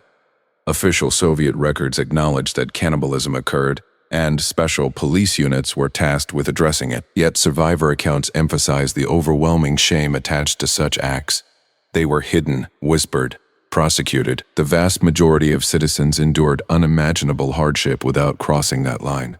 But the existence of even isolated cases reveals how starvation can erode even the strongest societal structures. What unites these disparate events? Arctic explorers, colonial settlers, Soviet citizens, shipwrecked sailors is context. Cannibalism did not appear in ordinary life. It emerged only when isolation, starvation, and the collapse of supply made survival otherwise impossible. There is a profound irony here. For centuries, European powers depicted cannibalism as proof of savagery in colonized peoples. Yet their own historical records reveal that under sufficient crisis, they too were capable of the same desperate measures. Hunger proved universal. Civilization did not insulate anyone from biology. The psychological burden carried by survivors was immense. Many struggled for the rest of their lives with guilt and stigma. Some refused to speak publicly about what had happened. Others were compelled to testify in courts or inquiries, where their decisions were dissected by judges who had never faced starvation. Legal systems grappled with the question of necessity. Was survival a defense? Could killing one person to save others ever be justified? In some famous British cases, courts ruled that necessity did not excuse murder, even in lifeboat scenarios. Yet public opinion often wavered, torn between moral condemnation and sympathetic understanding. These episodes also reveal something about communal bonds. In many cases, cannibalism was limited to those already dead from natural causes. The living were not hunted indiscriminately. Even in extremity, boundaries persisted. Decisions were debated collectively. Lots were drawn to distribute responsibility.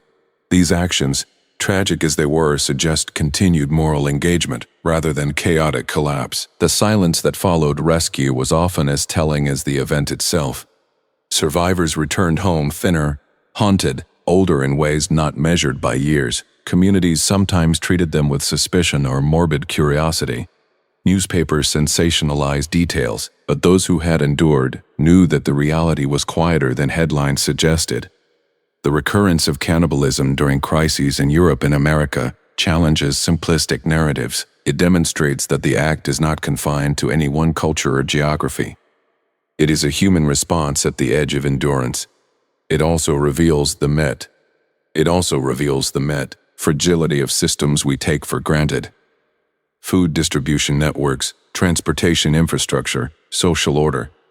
These are invisible protections. When they function, morality feels stable.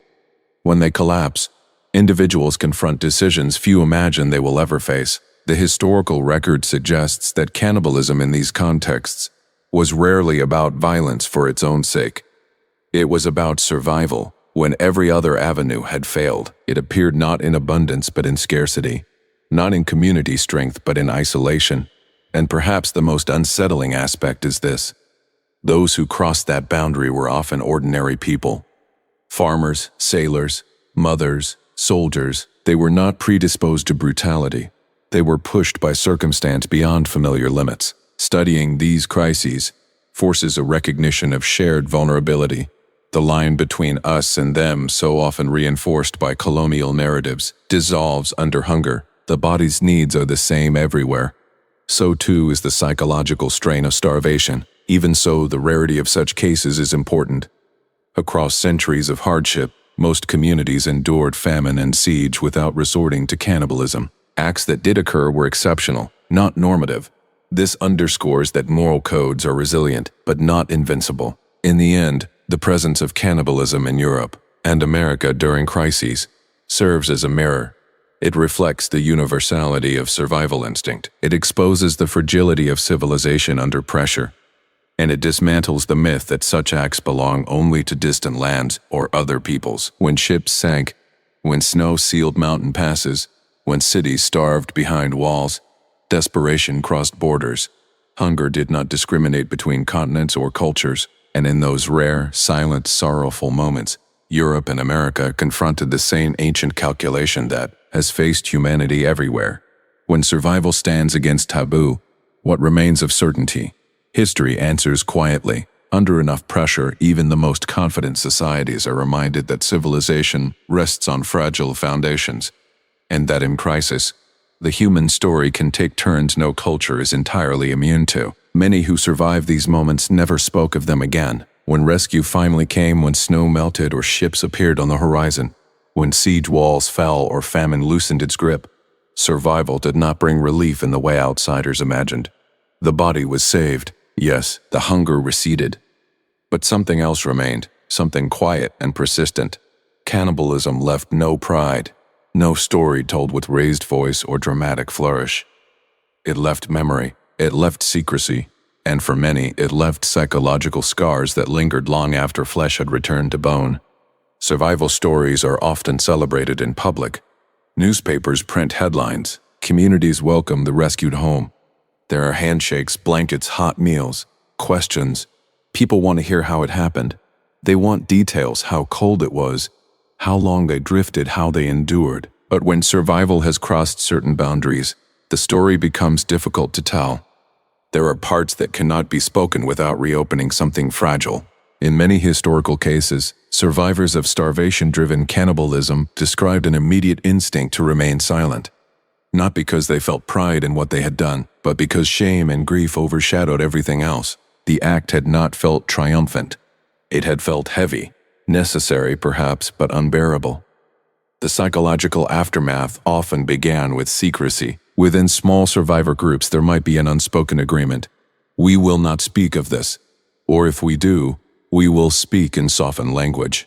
We did what we had to do. There were no other options. Words were chosen carefully, often avoiding the act itself. Silence became a shield against judgment, against curiosity, against their own returning memories. Trauma researchers today understand that extreme survival situations can fracture memory. Events may replay in fragments. A smell, a sound, a single image detached from context. Survivors of famine, shipwreck, or siege sometimes reported vivid dreams long after their physical recovery. They would wake in the night convinced they were still starving. The body, even once nourished, did not easily forget deprivation. Cannibalism added another layer to that trauma. It was not merely the memory of hunger or cold, it was the memory of crossing a line that had once seemed absolute, even when done without violence. Even when limited to those already deceased, the act carried profound emotional weight. In some communities, survivors faced suspicion or ostracism. Rumors spread quickly, often exaggerated by those who had not endured the crisis. Newspapers sensationalized accounts. Courtrooms dissected decisions. Survivors who might have wished to remain quiet were sometimes forced into public testimony. Their most painful moments became spectacle, but many were never questioned formally. They returned home to families who sensed that something unspeakable had occurred, but did not press for detail. Meals were eaten quietly. Life resumed, and beneath that surface, normalcy, memories lingered. Psychologists describe a phenomenon known as moral injury, the deep internal conflict that arises when a person feels they have violated their own moral code. Even under extreme necessity, cannibalism in survival contexts often produced precisely this wound. Survivors could intellectually justify their actions. They could explain the arithmetic of starvation, but emotionally the knowledge remained. I did something I once believed impossible. This internal conflict sometimes manifested as withdrawal. Survivors might avoid social gatherings. They might eat alone. Food itself could become complicated. For some, the act of eating triggered memory. The smell of meat, the sight of certain textures, could produce nausea or flashbacks. Hunger had once been relentless, now fullness brought its own discomfort, a reminder of what had been required to achieve it. There are accounts of survivors who refused to speak of their experience even to spouses. Decades passed without confession. Only in old age, sometimes on deathbeds, did some reveal fragments of truth. Others carried it silently to their graves. In many survival stories, climbing mountains, escaping disasters, endurance becomes a badge of honor. But cannibalism in crisis did not fit easily into a heroic narrative. It was survival stripped of glory. It felt less like victory and more like compromise. In shipwreck cases, some survivors were haunted by the faces of those who had died. Even if death came from illness or exposure, rather than violence, the intimacy of the act blurred boundaries between mourning and sustenance. Grief became entangled with survival. During the siege of Leningrad, for example, archival records show that cannibalism cases were prosecuted by Soviet authorities, even as starvation raged. Survivors later described living with both trauma and fear. Fear of being labeled criminal in addition to survivor. The secrecy was not only emotional, but practical. In frontier America, members of the Donner Party who had consumed the dead faced a lifetime of public curiosity. Some attempted to reshape the narrative, emphasizing that they had not harmed the living. Others refused interviews entirely. Their children sometimes bore the weight of inherited stigma. The psychological scars did not always present dramatically. Sometimes they appeared as quiet shifts in personality. Increased religious devotion, heightened caution, emotional reserve. Survivors often expressed gratitude for life, but paired it with a solemn awareness of its fragility. Shame played a complex role. On one hand, survivors recognized that their actions had arisen from necessity. On the other, cultural taboos surrounding cannibalism were deeply ingrained. Even if the mind justified survival, the heart might still recoil. Memory itself could be unreliable. Trauma distorts chronology. Survivors sometimes struggled to recall exact sequences of events. Did we wait 3 days or 4? Who spoke first? Was there prayer, before or after? The mind, attempting to protect itself, rearranged details. The social environment influenced healing. In communities that responded with compassion rather than condemnation, survivors sometimes found ways to integrate their experience. They might frame it as tragic endurance, emphasizing shared suffering. In harsher environments, secrecy deepened. Silence became the only safe response. There is also evidence that some survivors developed a heightened sensitivity to scarcity. Even years later, they might hoard food unconsciously. They might become anxious if a pantry seemed insufficiently stocked. Starvation leaves traces not only in memory but in behavior. The secrecy surrounding survival cannibalism often extended beyond individuals to families. Children might sense that something unspoken lay beneath household quiet.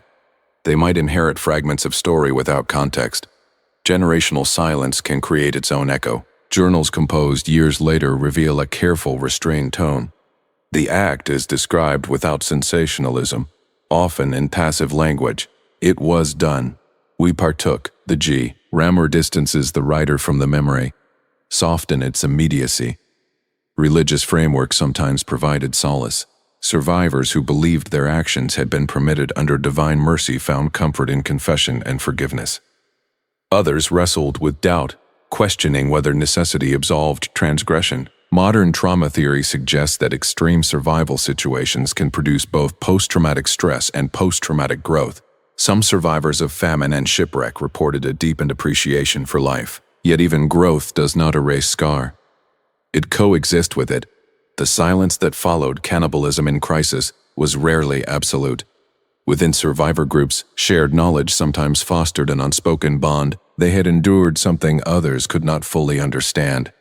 That shared experience could be isolating, but also connective. Public memory often simplifies these events into cautionary tales or dramatic episodes, but for those who lived them, the aftermath was quieter. It unfolded in kitchens, in bedrooms, in solitary reflection. It lingered in the pause before answering a question about the past. Cannibalism left no pride because it did not feel like triumph.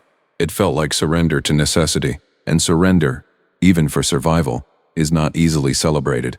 The psychological scars varied in intensity. Some survivors seemed to move forward with relative stability, others carried visible strain. What united them was the awareness that they had crossed a boundary few imagined crossing. Perhaps most poignant is the way many survivors framed their silence as protection for themselves, but also for others. They did not wish to burden loved ones with the weight of detail. They did not want children to inherit horror. History often records the event, the shipwreck, the siege, the famine, but not the long interior years that follow. Those years belong to the survivors alone. In them, memory surfaces unexpectedly. A winter storm might bring back a mountain pass. A long fast for religious reasons might stir old fear. Cannibalism in crisis did not create heroes in the traditional sense. It created witnesses to hunger, to extremity, to the fragility of moral certainty under pressure. Many of those witnesses chose silence. And in that silence, the scars persisted. Not visible like frostbite or injury, but etched into memory, a private reckoning carried quietly through ordinary days. When we study these histories, it is tempting to focus on the moment of decision. But perhaps the more enduring story is what followed. The decades of living with knowledge that survival came at a cost. Many who survived never spoke of it again because words could not fully contain what had happened, because explanation did not dissolve shame, because public understanding felt unlikely. Cannibalism left no pride. It left memory persistent, sometimes intrusive. It left secrecy, chosen or imposed. And for many, it left psychological scars that time softened but never entirely erased. A second life, carried forward, with gratitude, yes, but also with a shadow that lingered long after hunger had ended. The true history of cannibalism is not about savagery. It is about how thin civilization becomes when hunger strips everything else away. When we look beyond myth and spectacle, beyond the horror stories told to frighten children or justify conquest, what remains is something far quieter and far more unsettling. Cannibalism, in its most documented historical forms, often appears not as wild brutality, but as a final measure taken when the structures that hold society together begin to fail. It is less a story about monsters and more a story about fragility. Civilization feels solid in ordinary times. It is built from routines so familiar we rarely notice them. Markets stocked with food, roads carrying supplies, neighbors who trust one another, laws that function, seasons that arrive as expected. These structures form the invisible scaffolding of daily life. They support not only our bodies but our moral confidence. We believe certain lines will never be crossed because we assume the world around us will never force us to approach them. Hunger reveals how dependent those lines are on stability. When food is abundant, moral taboos feel absolute. The idea of consuming human flesh is unthinkable not only because it is culturally forbidden, but because there is no reason to consider it. The pantry is full, the fields yield harvest, the sea provides fish. Civilization hums quietly in the background, reinforcing order. But history shows that under extreme strain, siege, shipwreck, famine, isolation, the scaffolding weakens. Hunger is not simply discomfort, it is an eroding force. It reduces the body first, but it also reduces the world. Options narrow. Conversations shrink. Ideals begin to compete with survival. In times of siege, when cities were cut off from supply routes, civilization remained visible but hollowed. The walls still stood. Laws were still written. Churches and markets still existed in name. Yet food disappeared from shelves. Livestock vanished. People boiled leather, scraped moss from stone, hunted vermin in alleyways. The rituals of society continued in form, but their substance thinned. Under these conditions, cannibalism did not erupt as chaos. It emerged at the edge, after alternatives had been exhausted. It appeared in whispered decisions inside shuttered homes. The broader structure of civilization might remain technically intact, but hunger made it fragile. The same pattern unfolded in shipwreck, cause, and Arctic expeditions. Crews began with discipline and hierarchy. Captains issued orders, rations were divided carefully, prayer and protocol reinforced unity. For a time, civilization traveled with them, in uniforms, in rank, in shared codes of conduct. But as starvation deepened, the form of order persisted while its power diminished. Authority could not conjure food. Etiquette could not override biology. Hunger pressed equally on officer and sailor. The body does not recognize hierarchy. It recognizes only deprivation. The thinness of civilization becomes apparent in these moments. What seemed permanent reveals itself as conditional. Morality, law, custom, all rely on an underlying foundation of physical stability. When that foundation collapses, the upper structures tremble. This does not mean that civilization vanishes instantly. In fact, historical accounts often show people clinging fiercely to order even in extremity. Lots are drawn rather than violence enacted randomly. Prayers are spoken before decisions are made. Remains are handled with solemnity rather than cruelty. Even when cannibalism occurs, it often carries traces of ritual or restraint. That restraint is evidence of how deeply moral codes are embedded. Hunger strips away comfort, but it does not automatically erase conscience. What it does is force conscience into negotiation with survival. The phrase "how thin civilization becomes" suggests a membrane, something present but delicate. In famine, that membrane stretches. It does not disappear at once. It grows transparent. We begin to see the biological core beneath cultural layering. In colonial narratives, cannibalism was often presented as proof of inherent savagery. But when similar acts appeared in Europe or America during crises, the explanation shifted to necessity. The contrast reveals an uncomfortable truth. The behavior was not tied to race or geography. It was tied to hunger. Jamestown settlers, Arctic explorers, Soviet citizens during blockade. These were people who considered themselves part of advanced civilizations. Their institutions, languages, and technologies did not prevent starvation from reducing their choices to the most basic calculation: live or die. In such moments, civilization is revealed not as an unbreakable shield, but as a delicate web of conditions. It depends on agriculture, trade, cooperation, predictable climate, stable governance. Remove enough of these supports, and even the most confident societies find themselves vulnerable. This vulnerability does not imply inevitability. Many communities endure famine without crossing into cannibalism.